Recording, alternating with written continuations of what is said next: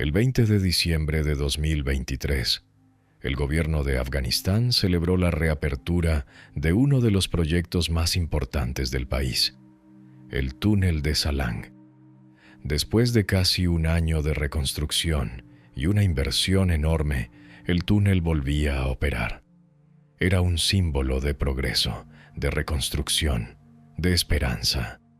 A simple vista, parecía una obra moderna, un túnel limpio, funcional, renovado. Pero lo que pocos saben es que este lugar ha sido escenario de algunas de las tragedias más mortales de la historia. No estamos hablando de decenas, ni siquiera de cientos, sino de miles de personas que han perdido la vida en este túnel. Para entender por qué, tenemos que regresar varias décadas atrás. En los años 50 y 60, Afganistán vivía un periodo relativamente estable. El mundo estaba enfocado en la Guerra Fría, la rivalidad entre Estados Unidos y la Unión Soviética, y Afganistán estaba justo en medio. Ambas potencias querían influencia en la región, así que comenzaron a invertir en el país: carreteras, hospitales, infraestructura. Y uno de los proyectos más ambiciosos fue el túnel de Salang.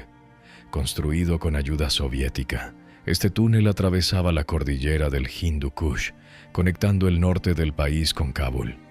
Antes de su existencia, cruzar esas montañas podía tomar días. Con el túnel, el tiempo se reducía en más de 60 horas de viaje. Era una obra clave, un atajo estratégico, económico y militar. Pero había un problema. Desde el inicio, el túnel fue diseñado de forma básica. Era, esencialmente, un tubo de concreto con 2 carriles, ventilación limitada, iluminación deficiente y una superficie de asfalto que rápidamente comenzó a deteriorarse. Y a pesar de esto, el tráfico creció de forma masiva. El túnel fue pensado para unos 2.000 vehículos diarios, pero en poco tiempo llegaron a pasar entre 5.000 y 10.000 vehículos cada día. Camiones pesados, autobuses llenos de personas, convoyes militares. El desgaste fue brutal. Muy pronto, el túnel comenzó a fallar. La iluminación dejó de funcionar en muchas zonas. El camino se llenó de baches. El polvo y los gases comenzaron a acumularse. En algunos tramos, la visibilidad era casi nula, y cruzarlo podía tomar más de 20 minutos, atrapado en tráfico lento, respirando humo y contaminantes.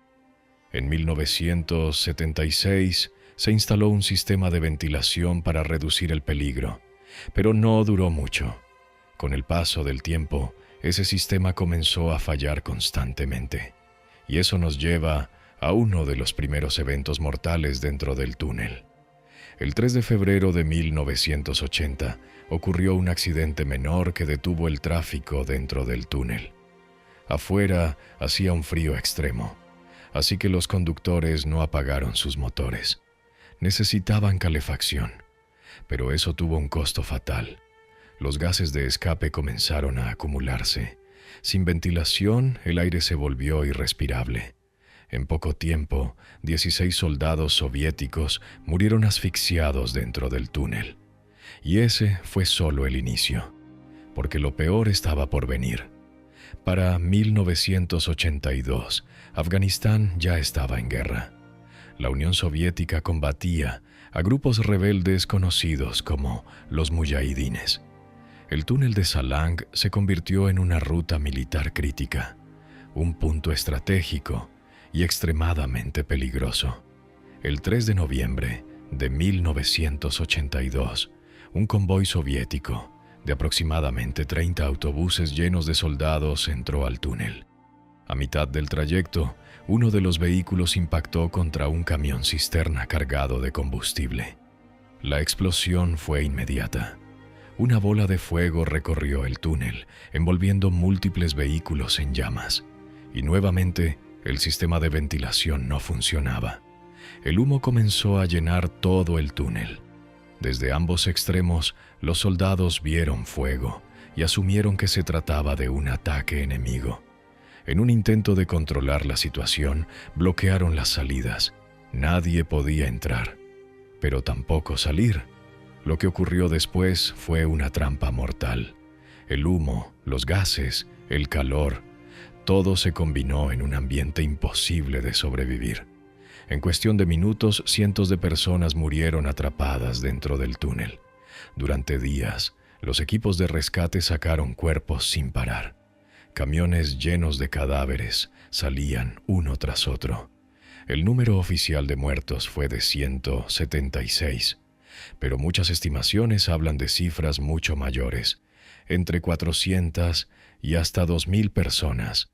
De ser cierto, este sería uno de los incendios en túneles más mortales de la historia. Y aún así, el túnel siguió operando.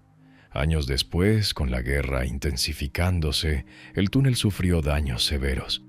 Los sistemas de ventilación y luz dejaron de funcionar por completo.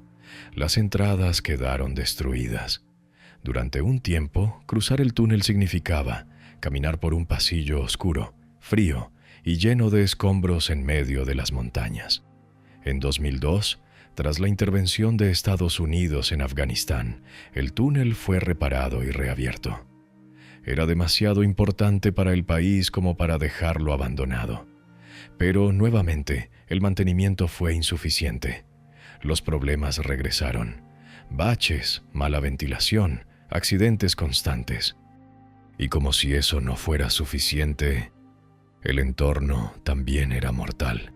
Las carreteras que llevaban al túnel eran propensas a avalanchas. Cada año se registraban alrededor de 250. En 2002, una avalancha atrapó a cientos de personas dentro del túnel. Algunos murieron asfixiados antes de ser rescatados. En 2009, otra avalancha mató a 10 personas, arrastrando vehículos y enterrándolos bajo la nieve. Y entonces, en 2022, la historia se repitió. El 18 de diciembre, un camión cisterna explotó dentro del túnel. Una enorme bola de fuego envolvió múltiples vehículos. Al menos 31 personas murieron. Muchas quedaron tan calcinadas que no pudieron ser identificadas.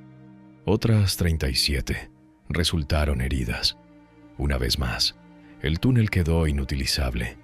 Fue entonces cuando el gobierno decidió intervenir de forma seria. En 2023 comenzó un ambicioso proyecto de reconstrucción. Se instalaron nuevos sistemas de ventilación, iluminación y se reparó la carretera. Meses después, el túnel fue reabierto con una gran ceremonia. Hoy, el túnel de Salang luce como una infraestructura moderna, funcional, renovada. Pero su historia permanece, una historia marcada por errores, negligencia, guerra y tragedia. Porque detrás de ese túnel, aparentemente normal, se esconde uno de los lugares más mortales del planeta. Y un recordatorio brutal de que, en espacios cerrados como este, cuando algo sale mal, no hay forma de escapar.